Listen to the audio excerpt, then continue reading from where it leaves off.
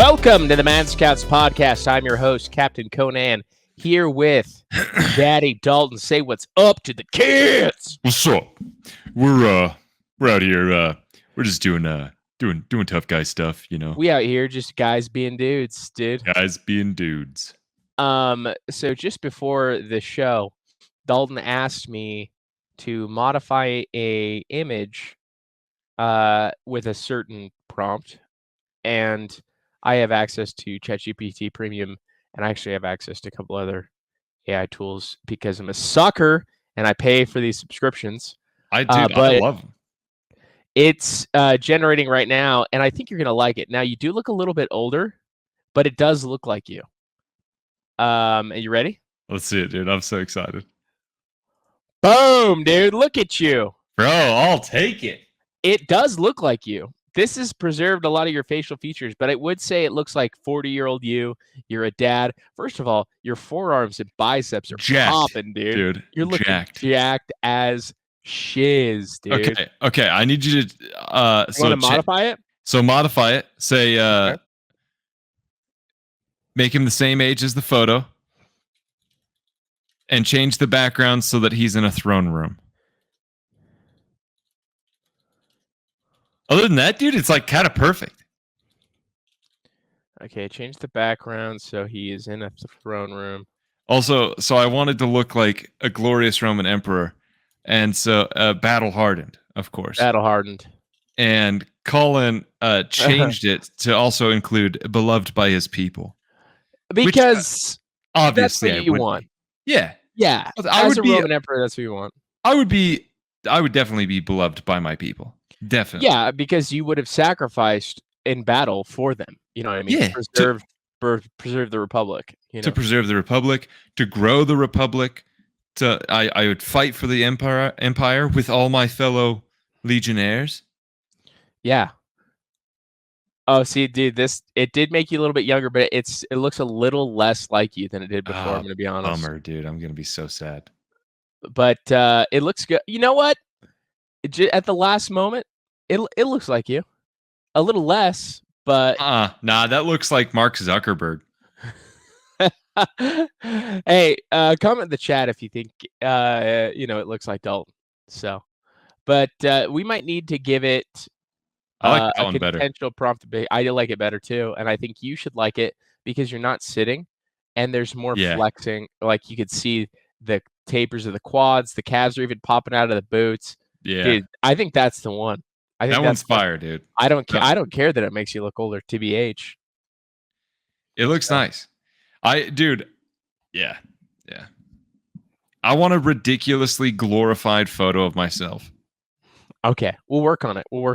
Like this is what I need several photos of you. True. And we're gonna train it on your face. Okay. Yeah. You know what I'm saying though? That's what you need. I know what you're saying. I get the image. Like king in a throne room, just jacked. Maybe like, I think you need a sword too. Posing. A sword? Yeah, definitely, dude. Because maybe like holding the sword out. I don't think you need to be in throne room. I think we go gladiator style, and you're one of the Roman emperors that likes to toy around. Ooh. In the Colosseum. The hell do you say? After battle, you're raising your sword in victory for the people. For everybody. For everybody. But my white cape billows in the wind. Oh, it's white. Wow. I don't know. What does royalty wear? White? I feel like they probably wear purple. Purple is the color worn by royalty. You're right, but purple just looks weird. I mean, it looks a little zesty in today's age, but yeah, maybe red. I think red is good. I think red's a good compromise. Yeah, because you need a dye that's indicative of power, right? Red's power, much like the power tie, right? Dude, it's a power cape. Also, if it's like a red cape but like lined with like leopard or something, you know what I'm saying? Oh, because you slayed a leopard on one of your excursions. Yeah. Oh wow! Now we're referencing Hercules, and Hercules he wore the lion, the lion's pelt that he's slain, the something lion. the Nemean lion, I think is what it was. Yeah, it was One of anemic. his impossible tasks to complete to win his godhood. But because it was anemic, it actually was pretty easy because it just Yes, bled to sir. death. All right, dude. I've got a great topic for us today. Okay. There is something called the McGill Pain Index, and this is great to hear. It's great to know that all these things are at this point of the pain scale because we've been lied to. I don't know how to tell you this, but we've been lied to. All right. Okay. When you think the most painful thing, what is the most painful thing that's typically been described in our common parlance today's age? Well, I mean, guy or girl? I mean, just in general. Girls will always say childbirth, but everyone knows that a man's cold is much worse. I love that. Now, a man's cold is not on here, but there are other gender neutral things on here. So, boom, here we go. I'll keep it small Oh, so kidney everyone can stones, see. pretty high up there. Kidney stones are really high up there. Okay, so there's prepared childbirth, then there's unprepared childbirth. Now, I don't know what the difference here is in terms of prepared versus unprepared. I assume it's not the fact that they get an epidural. I think That it's can't like, be because that would like no pain. yeah. My wife loved the epidural. She felt so high. She's like, this is amazing, you know? Yeah. And so what you see here is that there are several things above unprepared childbirth. Okay. We have amputation of the digit. Okay. Who loses digits? It's dudes. Okay. You're sawing stuff, you're using a saw. I So ran the my I ran my finger through an edge bander when I did cabinetry and I had to get that sewn up, but I didn't lose a digit. So yeah, so it's saying that actual like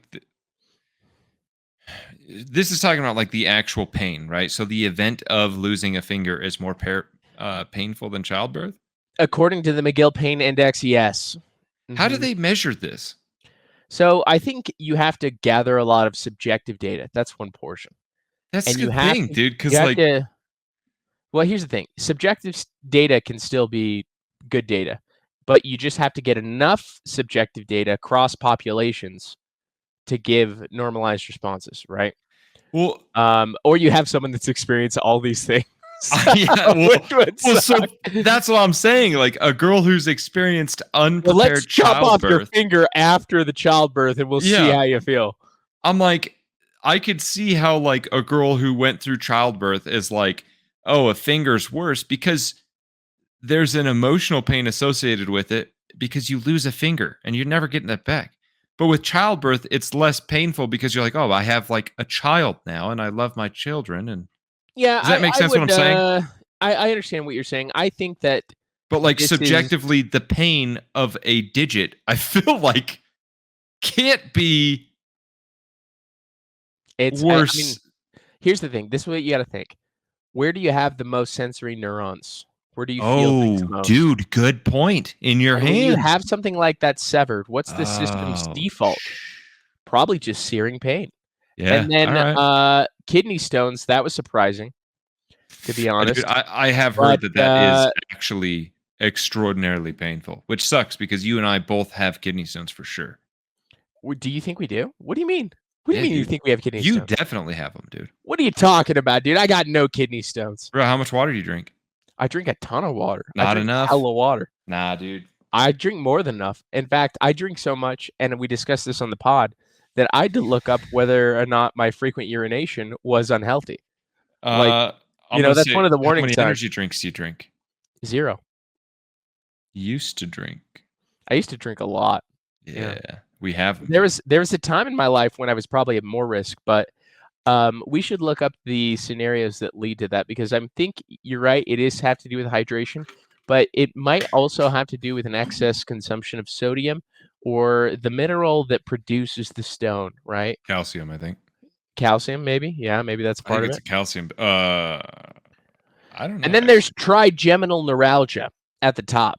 Yeah, what the heck is Trigeminal that? neuralgia is essentially a jawline nerve pain that goes up into your ear. Hmm. But it's a really weird thing because people are not sure how it's caused. It can be caused by like a bad root canal or something like that. but they say that that's the worst. So Interesting. there we go. Science. I believe You've been science, dude. Interesting. Now I have to know, how do you get a kidney stone? And what is it made of? I think it's like potassium, calcium. I think it's like. So that would almost seem like the electrolytes necessary for. Okay, here we go. What are they Kidney made out of? stones form when urine becomes too concentrated, so low hydration, allowing minerals and salts to crystallize and solidify into stones within the kidneys. So it is sodium, but it Shoot. also is uric acid, cysteine, and struvite. It's made of calcium oxalate. You were also correct, and or Nice. calcium phosphate. Wow. So dehydration and diet, which is a high intake of sodium, animal protein, and sugar. Animal protein, suck my nuts. You know what I mean? I'm still gonna eat it. What are you talking about? I mean, I've just kind of resigned to the fact that I'm probably going to have a kidney stone one day. Dude, I will never have a kidney stone, and I know I won't. You're going to. Nah, dude. I'm Nah, going to make that ain't sure me, of dude. it. I'm going to make sure. I'm going to make you eat little kidney stones, dude. Oh, you can't force me. They're like little landmines for your urinary tract, dude. Oh yeah? The little spiky landmines that they put in the ocean. It's like that, but inside your pee hole, dude. Scary stuff. Apparently they're sharp, dude, and that's what hurts. Yeah, it like tears up your urinary tract, and dude, you gotta frickin' pee that sucker out. It's gotta go out your pee hole, yo.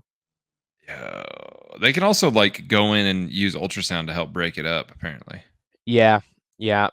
And I would assume you have to do an increased level of hydration, stuff like that. For some reason, apparently cranberry juice helps with this. Is that a myth? Let's look that up, see if No, that's a myth. I think that's correct. It's So got to be like super high doses, right? yeah, so things like I'm gonna have that. to start guzzling cranberry There's juice. natural things like prunes and cranberries, and what those Prunes, bro. yeah, that's what old people do. They I'm have not eating prunes. their liquids that have dietary fiber. They also are diuretics and increase your frequency of urination. So that's the thing there. Dude, I got a great clip from Chael's son and Uncle Chael. What'd you find? What'd you find? It says evidence is conflicting whether or not it helps the kidney stones. Yeah, because it's probably doing a little of both. It's probably a little bit helping, but also it's a diuretic, so you might get dehydrated from it. Cranberry juice is a diuretic? Yeah, I think so. Oh, shoot. All right, dude. Here's a little clip from Chael's son. And so for context, the current 155-pound champ in the UFC is Islam Makhachev. Islam Makhachev is the protege of Khabib. He is almost undefeated. He's only had one loss earlier in his career. Okay. And he did a little tweet, and it's shown here. Chasing hype and money is not the same as chasing greatness in the sport. But average athlete who's built his way to the top with cheap trash talk won't understand that. So please seat and watch how others doing it, Uncle Chael. He doesn't speak very good English, so that's the reason. But here is Chael's son and responding. I think you're going to like it. And in the future, if I want your opinion, I'll beat it out of you. No. Leave that part out. Let me extend an olive branch. Boom, dude. First of all, love it. Love it. I love it. That makes me so happy. Chael's a big guy, but he's also a little bit older. Now he's also, now that he's free and clear of, participating in the UFC, it's probably on the sauce. You know what I mean? You think? Oh, for sure, dude. I haven't seen him in a while. He was on the sauce. I mean, he got popped in the UFC. So I would assume that he's, optimizing, let's say. I don't think he probably cares. I think he's doing that for a career move. I think, here's the thing. I think it's partially a career move, but I think this is also his personality, dude. Oh, you think? He said that on the Good Guy, Bad Guy show, which he has on ESPN with former heavyweight champ Daniel Cormier. Also light heavyweight champ. And I think that's his personality, dude. I think he's a competitive trash talker guy. And I think that's why he's able to do it, you know? Right. But also fun stuff, right? Yeah. Okay. I have a video to show you. And I just want you to watch it, and I want to get some of your reaction, okay? Okay. Here we go. A girl told me we're made of prompts. Like, seriously, dude. You're saying the only thing standing between me and $1 billion is some random text? Honestly, the biggest red flag is when the guy believes in the prompt theory. Like, really? We came from prompts? Wake up, man. Do you know what the prompt theory is? No. What the heck is that? Well, I'll tell you. In the context of this, these videos are completely generated by AI. I was going to say, they kind of look AI-y to me. Yeah. They're AI-ish. But they're the closest thing we have now. This is Google's new Veo 3 model that they launched at their I/O developer conference. These videos are so good, right? You thought your grandmother was being fooled by a simple solicitor call from an Indian guy. Oh, now we're on real level. So let's go to You want another. to convince me that this perfect creation behind me is the result of ones and zeros? A binary code and nothing more? So there's It another makes no portion. sense. Is he? You still believe we're made of prompts? So all these videos, right? You can kind of tell, right? You and I write what I want. I have free will. Remember that? we kind of can tell, right? Yeah. It's a little off. Write all you want. But everywhere. still, dude, it's getting close. Yeah. And you have to keep in mind, this is the worst it's ever going to be, man. Okay? Dude, that's you can't true. believe your lying eyes.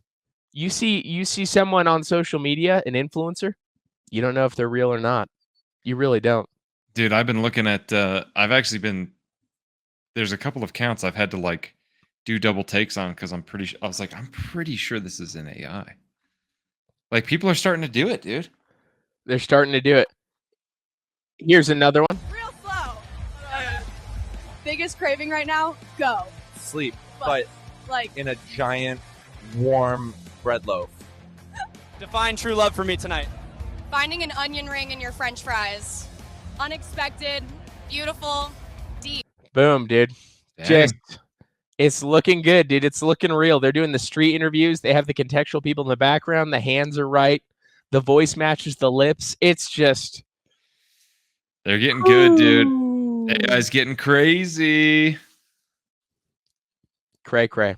Dude, what do you think? Do you think we talked a little bit about this earlier this week? What do you think, man? You gonna be able to just write codes? Any random Joe? Yeah, we talked a little bit about this. So I can code. I have a degree in computer science, but I'm not as sharp as I used to be. My job kind of involves more supervising and approving things constructed by code and then integrating them. I would say this. It'll be very easy for people to generate and learn to code. It is going to be more utilized by people who already know how to learn to code and have what I call taste. The ability to discern a quality UX design, user interface, right? The ability to kind of understand architecturally what you want before you prompt it to be constructed. But I worked with OpenAI's Codex this week, and it was impressive. So, I also, I think that because I think people, pretty much anybody is going to be able to code, but the thing that people are going to have to learn is like how to prompt exactly what they want. Yeah, and how do you know what you want if you don't know the domain, right? True. Yeah. Yeah, I can think of functionally what I want it to do, but how do I prompt it to be secure, right? See, how that's do I another prompt it thing to be that's like hackable? Super hard. Is you got to be able to like integrate security. Yeah, authorizations, database storage, all these things. There's a whole database organization alone can be difficult. Well, database architecture is a whole field. Like there are just database engineers that do strictly that, and all they're doing. Yeah, hated doing that. Yeah, I had to do some of that, and I was like, I don't want anything to do with databases. Yeah. So there's a whole series of things like that that are a part of it all. So it's crazy. Yeah, so I worked with Google's Codex this week. So agents are going to be a big thing. Agents is essentially like not just what we have now with generative AI, but it's also the ability to have it go complete a task and you just let it do its thing. Right? So for instance, you can have a trigger and automate a workflow, or you can have it just do something that you tell it to do, like book a trip. And it'll make the calls, it'll do all the things, Right. So pretty crazy. That's also going to be super convenient. Very nice. It's going to be hella convenient. I'm going to use the hell out of it. I've been using the hell out of it. I've used ChatGPT, the visual mode, because you can open up a camera. I used it to do some wiring in my new house this week. Which is tight. I showed it what it was. I said, hey, I don't know what these wires do. What do I connect to what? And it told me, and I did it. And it also told me to be careful and to get a professional, and I ignored it. So yeah, I feel like it has to do that though. Yeah, I did shock myself, but it wasn't a big shock, so it's fine. Just a little, dude. Just a little, a little pre-workout shock. A little, You're like, ow, oh like, oh. my, dude. Well, yeah, we live in exciting times, guys. Literally, sky's starting to be the limit with things you want to do. Skies are becoming the limit. Also, you have like unlimited access to knowledge at like the tip of your fingers. It's awesome. Yep, very true. It's freaking sick. I love playing with AI, dude. It's so fun. It's very fun. All right, next topic. So I have a video, and I mentioned this to you, but I wanted to show you the video. Okay.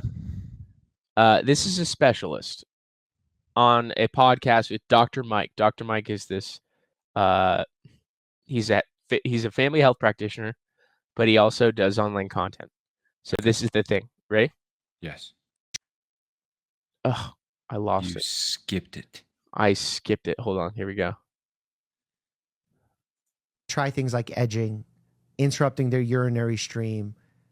How do you feel as someone who focuses on the pelvic floor, strategy-wise? Good, bad, or neutral? Yeah, so edging is fine. I think that's actually one of the techniques that we recommend, like a stop-start technique. So what it is essentially is you're getting to climax, and when you're you get close, you have your partner or yourself squeeze the head of the penis, you wait, and then you restart again. You do that 3 times, then on the 4th time, you let yourself ejaculate. So you don't want to take it to extremes. I know there's some people who will edge for hours and hours and days, or that's probably going to create harm for the pelvic floor. So I think that in and of itself, when used correctly, is a great technique. Try things. Boom, dude. Edging. What is it supposed to do? A great technique for what? So you know what your pelvic floor is, right? Yeah, of course I do. So but for those who don't know, you explain it. I know you know. Because this is me telling you to stop doing edging for days on end, because you're one of those guys, right? You're the one that does it. Well, I just know what the pelvic floor is, but I know there's idiots who listen to this podcast who have no idea what the pelvic floor is. So how about you tell those guys what the pelvic floor is? I'd tell them, but it's probably going to use too much science and scientific words, and people aren't going to understand. Yeah, so it's a bunch of muscles. It's the muscles that support essentially your bladder, your bowel, your uterus, if you're a lady, okay? Ooh. And strengthening these helps with urinary function. It helps support all the organs in that area, like their function. And it can even improve sexual function. That was from Google. So Kegels is like something you probably heard of, right? Yeah. Kegel exercises is essentially like choosing to flex those muscles, right? So you're gonna pucker your beehole. You're gonna feel the flex of the Johnson, if we will, and apparently doing that like in 10 to 15 seconds at a time, holding it holding the flex, releasing it. That can strengthen the pelvic floor. And apparently also edging. Okay. Interesting. Fun facts. We're out here giving you guys sexual tips. Okay. That's not a sexual tip. That is a workout, technically. It's a sexual health tip and a bowel health tip. Okay. It's holistic. Covers a lot of bases. And if you think about it, it's also a workout. So yeah. And 3 to 4 sets. You know, this might be TMI, but I may have been doing this without knowing what it was. And I'm like, dude, I'm a weirdo for doing this. You know what I mean?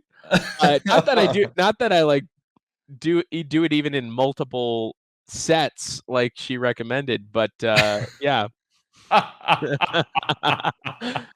But hey, it's good for you, dude. It's a good thing to do. Okay. Yeah. It sounds like you're getting close. You squeeze that out of your, of course, your tallywhacker, and then bada bing, bada boom, you're healthy. Then you're good. You're completely healthy after that, dude. Yeah. Do I look super tired? A little bit, but I think we both do. You know, dude, it's been a busy couple of weeks for us. Yeah, I would say more for me than for you, but that's just me being selfish and myopic in my own life. No way, dude. Bro, I had a birthday this week, dude. I'm a birthday boy. Oh, the birthday boy! Yeah, it's time for your birthday cut, dude. Time for your your ceremonial birthday cut, dude. Yeah, let's hear oath. Yeah. So tell me about your birthday and tell me what your birthday wish was when you blew out the candle. I got called into work. Love it. At 1 a.m. Great. On my birthday. Love it. So the night before, I was watching a movie late with some buddies to celebrate. And then at 1 a.m., I got called into work. I didn't get to bed till 6 a.m. Love it. Slept for like 3 hours. And then, dude, went and worked out. Went and ate cake. Ate a nice fancy breakfast. Breakfast, dude. Breakfast. My lady treated me real good. She love that. We went and did VR and killed zombies. And she cooked me a real nice dinner, and I went to sleep. Wow! And it was quite enjoyable. I was so tired. I'm still so tired. I'm not recovered. I don't think. I'm definitely not recovered, but it was big fun. You should get recovered. You should sleep enough. I know. Tonight, that's the goal. I like it. I like it, dude. Yes. Apparently, there's a new season of Rick and Morty. There is, but are they releasing an episode format like week by week? I assume so, dude, because that's how they usually do it, and it makes me very upset. I'm gonna have to wait till they're all released and then I'll watch them. I can't do it any other way. Because how am I gonna do? Like, I mean, I have to like find. You know what? I think what I did last time is after they would release an episode, I found an online place where I could watch it, and I would do that after it came out, one episode at a time. So maybe I will do that because it is fun, dude. It's fun stuff. What's it even being released on? That's what I should look up. It's probably Hulu. Adult Swim. Oh, I thought it was on Hulu. Yeah, it is on Hulu. It's on Hulu. Hulu, I believe, was acquired by Disney. I think Disney Plus and Hulu are the same now. They are same. They're integrating the apps together as well. Well, so. I tell you what, dude, I'm a big fan of that because I was trying to watch One Punch Man and I found it on Disney Plus, and I was like, where the? You were stoked? I was stoked about it, but I was like, why? It made zero sense. Hilarious. And then I found out the Hulu thing, and I was like, oh, that makes sense. Hulu. So dude. That's delightful. So birthday was good overall, though. Dude, birthday was great. And how old are you? 32. 32. Just a wee lad. Spry. Yep. Do you feel like you're at your peak, dude? You feel like you're at your peak? I'm definitely the best I have been. Yeah. Maybe like not that. physically, honestly. Oh, okay. So I think like I probably have more muscle mass than I don't know. It's hard to tell, dude. I have more muscle mass for the most part, but I do think I was like stronger maybe like 2 or 3 years ago. Oh, interesting. And honestly, maybe I had more muscle mass then. I don't know. I've definitely gotten a little fatter though. Well, that's easily rectified. That's what we call a long bulk. You know what I mean? And it was a long bulk. I probably And had a 2-year long bulk where my cuts just weren't cuts, really. You know? yeah. And after I've been that doing is when I got the leanest I've ever gotten in my life. Yeah, I've been basically bulking for like a year and a half, and I finally started cutting, but then I like quit doing it like this week. Yeah, on the last episode, you told us you were gonna do like 10,000 Oh, calories. bro. Dude, I'll tell you what, it did help a lot Right. during the short time frame that I did it. I could How many visibly days? see the How many difference. days did you do it? Bro, I did it like maybe 2 days, dude. Nice, dude. I did it but like I was so let me put it this way.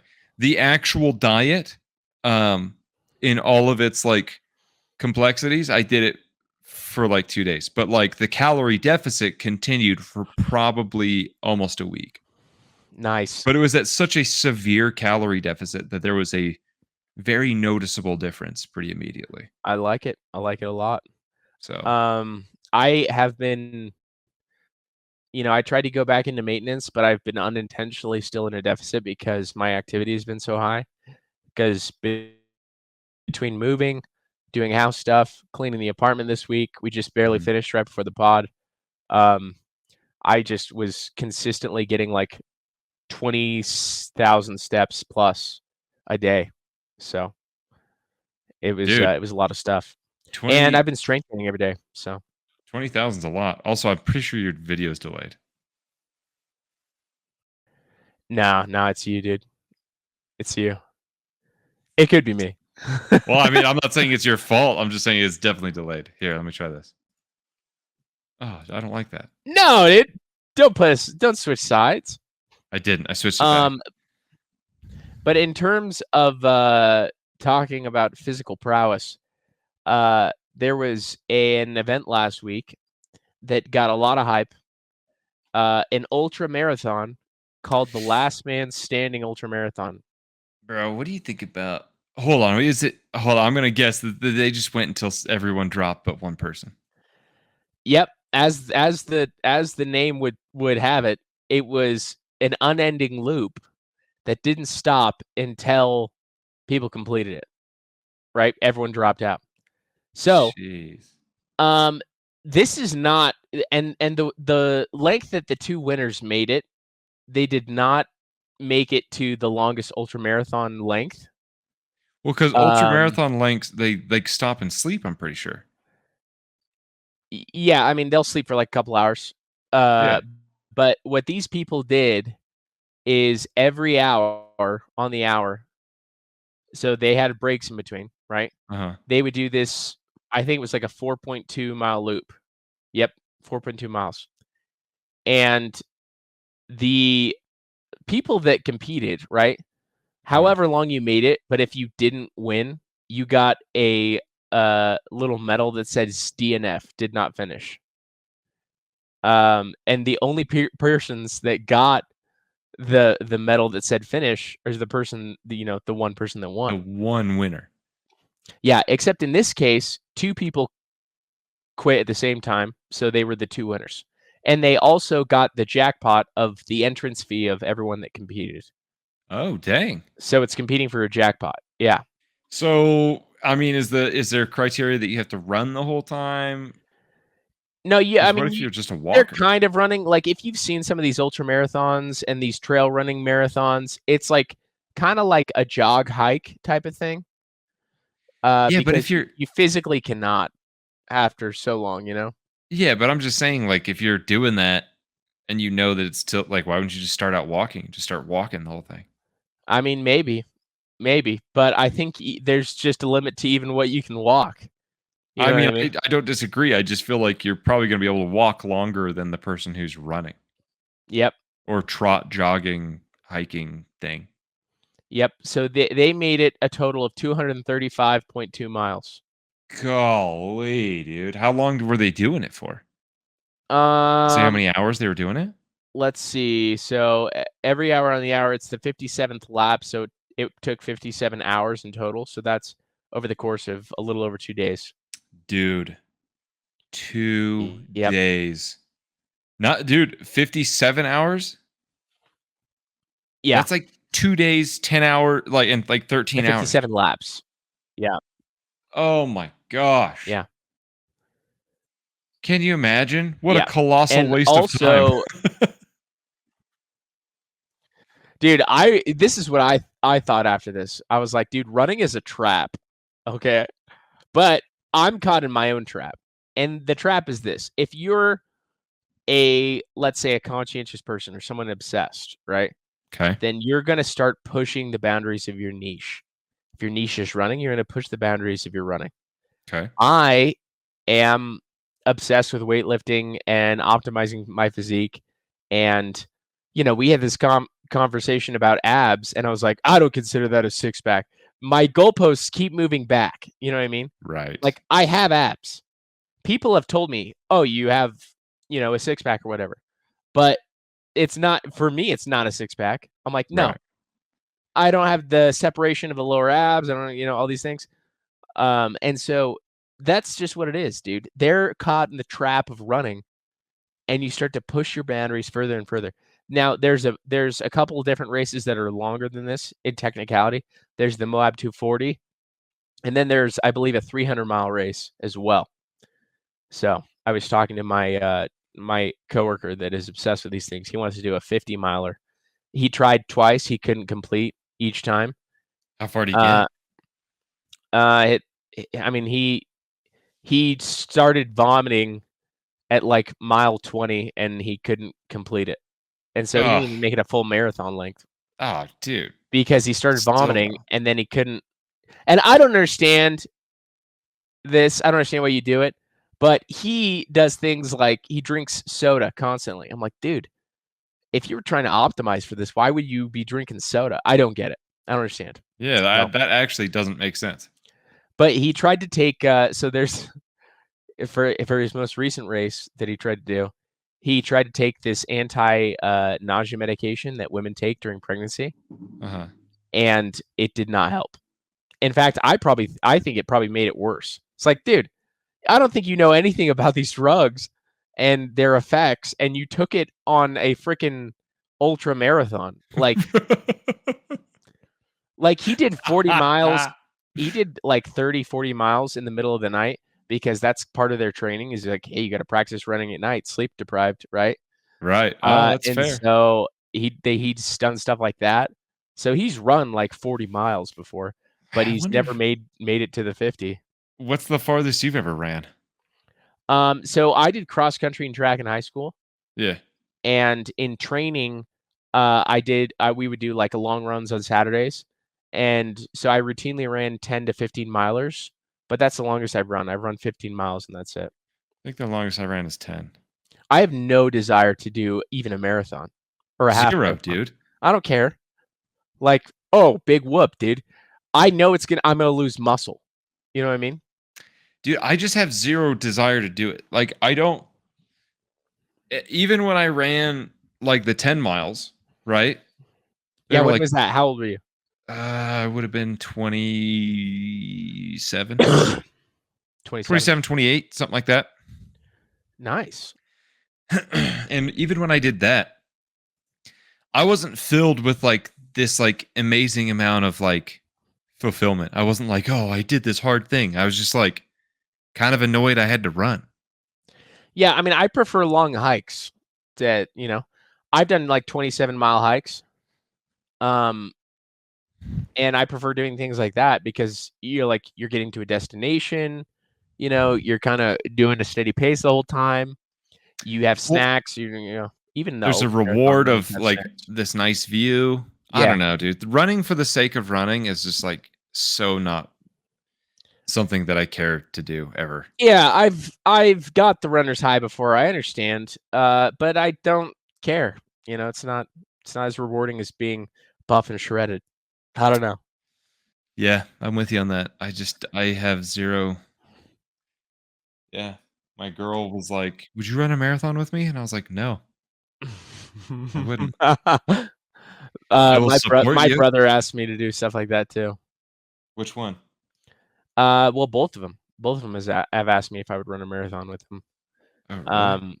Yeah, and my sister wants to do like a Tough Mudder or Ragnar or something like that. Don't do a Tough Mudder, dude. Don't do it. Why not? I'll tell you why, dude, and you'll never do it. Because you get electrocuted? No. No, dude. It's way worse than that. Chafage? No, dude. Bro. You shit yourself? No. Listen, dude. Okay. I'm going to paint something for you. Paint it. Because my girl was like saying the same thing. She was like, hey, we should do like a Tough Mudder or something together. And I was like, no. I have already made the decision. I will never do that. One, I don't like paying to run. Okay? I don't like that. Two, I know people. They're expensive. Well, and you're just paying to like do something that you don't need. It's like you want to crawl in the mud. There's like tons of free mud to crawl in. But this is the reason. This is the main reason. How many people do you think do that race? There's several hundred people that do a single race. There's a lot. How many of them do you think have irritable bowel syndrome? Quite a lot. Because I know at least one person who has ran a Tough Mudder who lingered in the mud pit to have intense diarrhea. And they weren't the last person to go through the mud pit, dude. So your fear wasn't even getting the diarrhea, but it's swimming through someone else's diarrhea. Yes.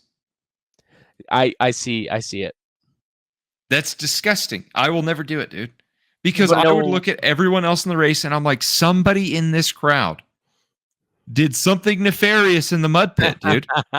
They did something extremely undesirable in the mud pit.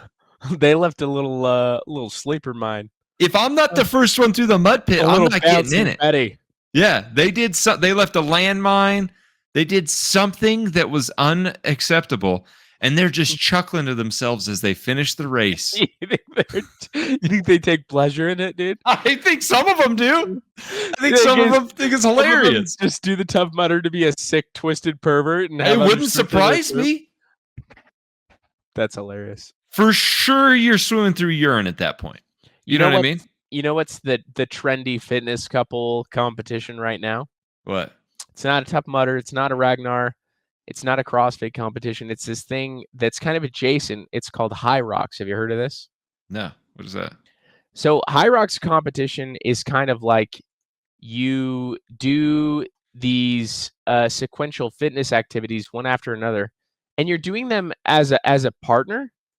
And so you can have just one person do a certain portion of it and you do the other portion of it.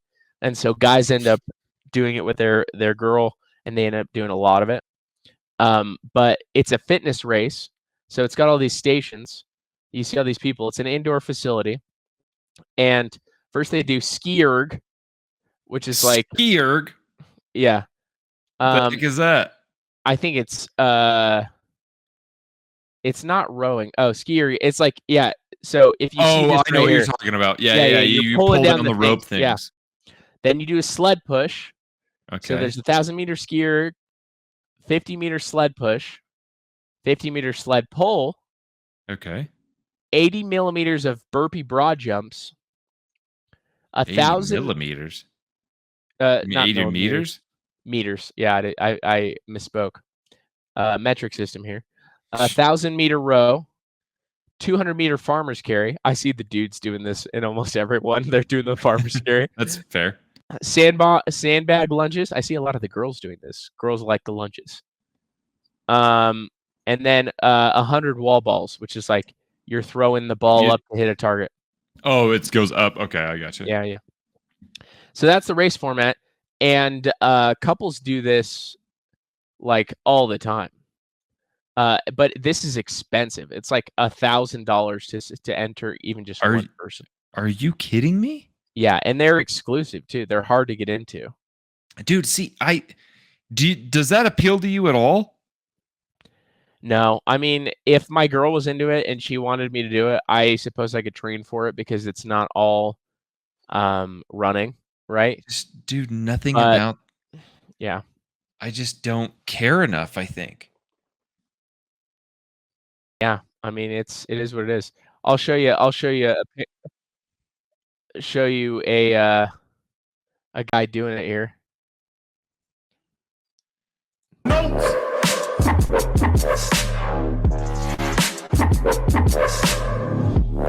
Is he just doing it all by himself? He's doing it solo. This guy's jacked, dude. Yeah, this guy's He's definitely never done steroids in his life. He probably has. 100%. I was being sarcastic. But yeah, it seems exhausting, dude. I don't know. I don't need to pay somebody to get exhausted. You know what I mean? Yeah, I could do that on my own. I could work and make money and get exhausted. I think the payment is one of the biggest things that I hate about it. I don't. It seems like the biggest scam in the world. Like, I understand why they have an entrance fee. Oh, I understand it too. Yeah. Like if you do an ultra, like you're wearing a tag and it's tracking you and it's tracking your times and your splits and all that stuff. And so it's a way of recording a veracity that you did the thing at the time you did it. Like particularly that's, Chase did that with his half Ironman or whatever. Well, you also have to you have to set up the course. You have to market. So I used to know a guy who had a running company. Right.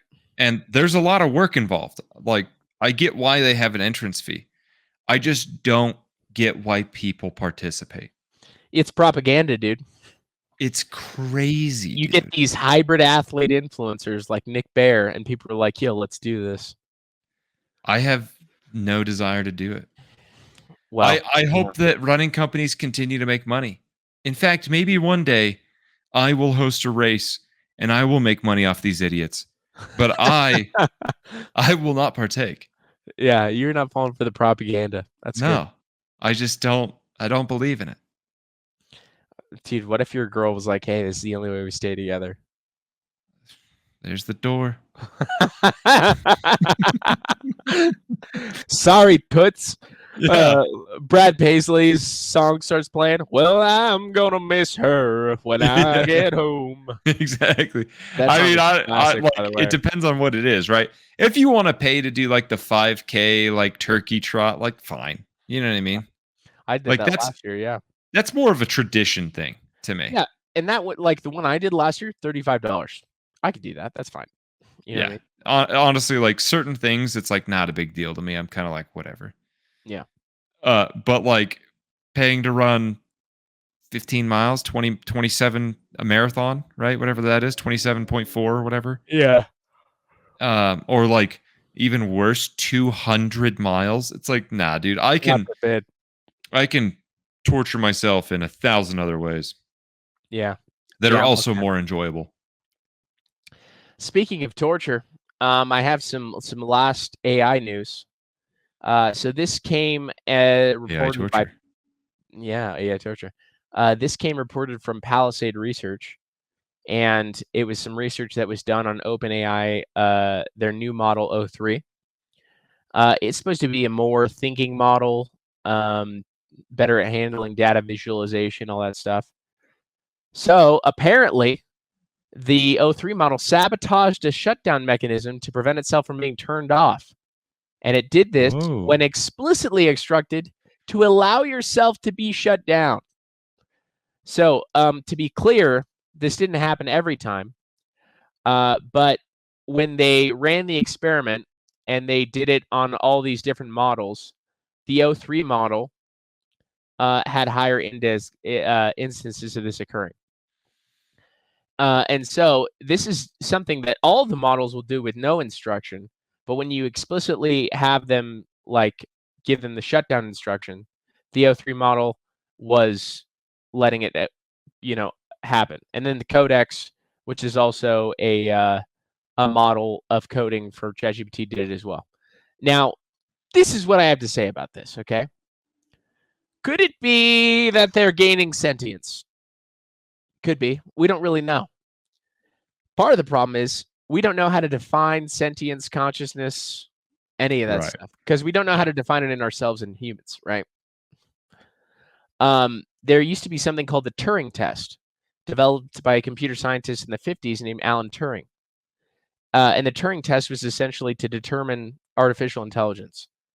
And it's essentially, can you fool a human into thinking you're a human? That's been passed. That's blown out of the water. In fact, there was a recent research done by a university where they infiltrated Reddit and they trained AI to scan to pretend to be a Reddit user for one, but then to scan the posts and interests and positions of all these Reddit users and convince them of an alternative viewpoint. And they succeeded to a high degree. So that's occurring as well. So we don't know what sentience is. We don't know what all these things are. Now, there's kind of an alignment issue here because they gave it a task, a primary task, and then they said, you're going to have, shutdown occur during this. Allow yourself to be shut down. And so with those two things stacked together, you have an alignment issue, probably. It's probably not sentience. It's probably that it prioritized its primary task over the shutdown, right? Okay. And so it said, okay, in order to accomplish my primary task, I have to avoid being shut down. So that's probably... Which seems reasonable. Yeah, and so that's what you call the issue of alignment, right? Alignment is trying to get it to act out your intentions via the verbiage or prompting that you're doing, right? And alignment would be very important, for instance, if it got to a point where we were using AI to do things like, hey, go in and kill that terrorist, but save all the civilians, right? Oh, wait, what's the primary task? You know what I mean? Kill the terrorists by any means necessary? Ooh. Primary task should probably be preserve the civilians.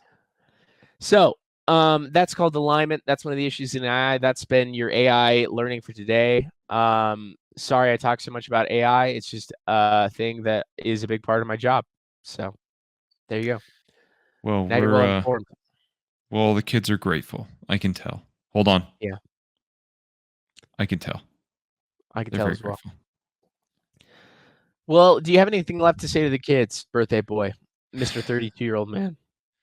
No, just that despite being 32, I still love you. Aw, sweet Love dreams, hasn't kid. changed, just the age. Aw, sweet dreams. Tuck yourself in. Good night.